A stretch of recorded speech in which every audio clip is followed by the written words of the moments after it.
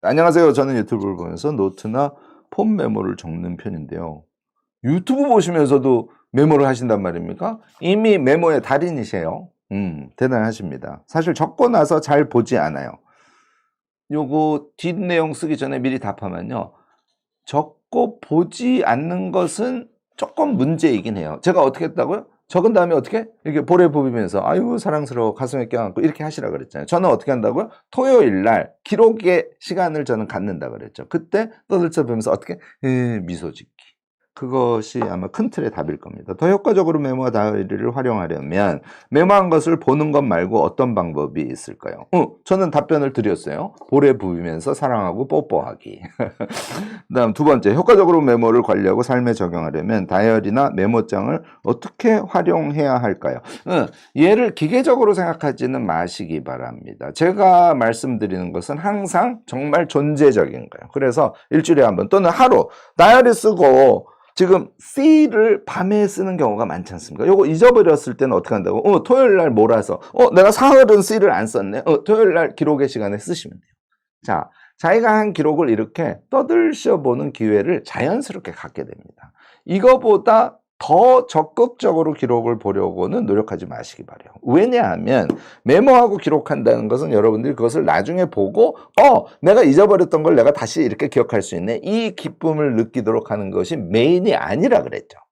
기록하는 것은 explicit에서 그것 자체가 자기로 소화되도록 하는 도구라 그랬잖아요.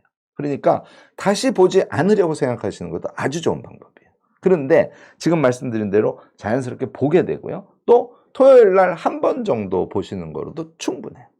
여러분들 그래서 효과적으로 메모한 것을 내가 결국은 이렇게 보지 않아서 제대로 활용을 못하면 어떡할까라는 걱정 자체로부터 좀 벗어나려고 노력하시기 바랍니다. 왜냐하면 메모는 그것을 자기 몸에 각인시키는 행위이기 때문에 어디에? 여기 측두 연합 영역에 남아있을 것이라는 확신, 자기 믿음을 꼭 갖기 바라요. 어떻게? 제가 초등학교 동창회에 갔던 것처럼 몇 번의 경험을 통해서 측두에 남아있는 것들이 스물스물 올라오는 거, 그거 여러분들이 앞으로 경험하시는 게 걱정하시는 것보다 훨씬 더 좋은 방법이다, 이렇게 생각하시기 바랍니다. 동구리님 마지막 이야기는 플랜드 C 다이어리를 그 틀대로 쓰지 않고 우리 신 박사님이나 고 작가님한테 야단 맞으시는 거 아니에요? 일기창처럼 쓸 때도 있습니다.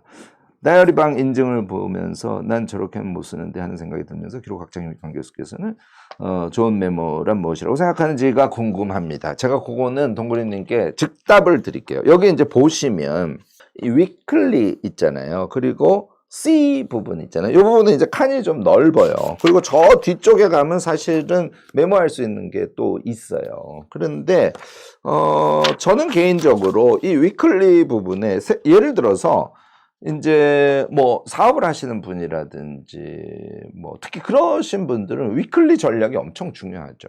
근데 나는 그냥 나의 성장을 위해서 주로 뭐 독서하고 여행하고 사람들 만나고 이런 삶이 내 삶의 중심이야. 위클리 전략이 매주 새롭기는 쉽지 않죠. 그러면 나는 잘 못 사는 것 같아. 그렇지 않아요. 그 반복적인 삶 속에서 정말 자기다운 엑기스를 찾아가는 그것이 행복일 수도 있고 그것이 지속적인 똑같은 패턴임에도 불구하고 지속적인 자기 성장일 가능성이 되게 높거든요. 긍정적으로 보시기 바랍니다. 그런 분들은 위클리에다가 위클리의 목표 계획을 쓰는 것이 아니라 일기처럼 글을 쓰셔도 돼요. 일기처럼 쓴다는 거는 키워드 위주가 아니라 글을 쓴다는 거지 않습니까? 그래서 뭐 그런 이제 아무래도 키워드는 생각과 결합됐을 때 그것이 이제 존재적인 것이 되고 글은 글쓰기 자체가 존재적인 것이 되는 장점이 있어요. 그래서 절대로 나쁜 거라고 생각은 마시기 바랍니다. 그런데 동구리님 일기처럼 쓰기에는 이 칸이 너무 좁아. 그래서 막 깨알같이 쓰지 않으면 너무 짧게 쓰고 끝나거든요.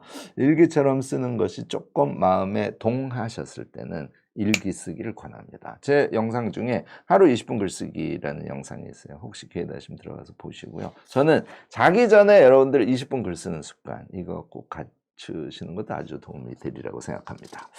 설유원님께서 교수님 기록 관련 영상을 재밌게 보았는데요.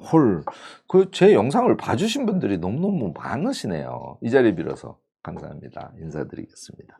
핵심 내용이 키워드 요약과 분류더라고요. PDS 다이어리를 사용하는데 매 시간 기록이 어렵다 보니 점점 멀리하게 되는 것 같은데 요약과 분류를 어떻게 적용하는 게 도움이 될까요?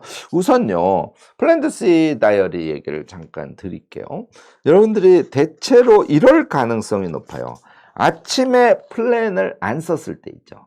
그때는 하루 종일 안 쓸 가능성이 높아요. 근데 이게 사실은 그러니까 계획에 대한 좀 잘못된 생각 때문에 그렇습니다. 계획을 세운다는 건 순논리적으로 보면 우리를 아침에 자기가 생각한 그 시간별 과제에 자기를 결박시키는 거죠. 자기를 거기다 묶어 놓는 거거든요. 자유로울 수가 없어요. 계획은 좋은 거 나쁜 거.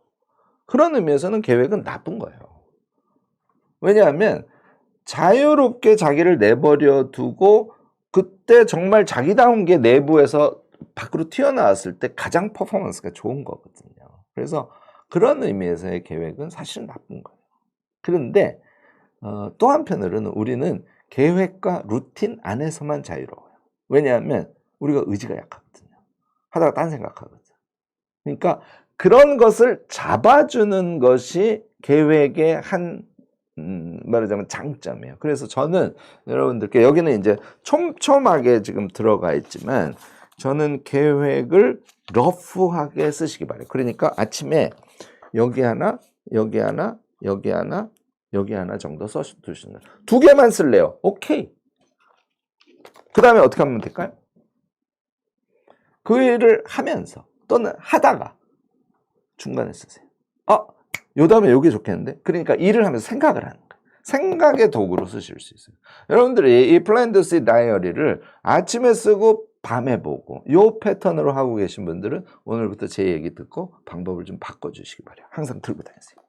일할 때, 책 읽을 때 옆에 두세요. 여기는 요방 심지어는 돈 많이 들었을 거예요. 얘까지 달아들었잖아요. 이렇게 두고 계시다가 책 읽을 때도 하다가 펴놓고 추가. 이게 플랜이에요. 요거 하나 좀 강조해 드리고 싶습니다. 그래서 PDS 다이어리 멀리 하시지 마시고 매일 생활의 도구로 잘 생각하시고. 근데 얘만 쓰면 안 되죠. 뭐 있어야 돼요? 만능 노트, 메모할 거 따로 갖고 계셔야 돼요. 오케이? 그 2가지 꼭 갖고 다니시기 바랍니다.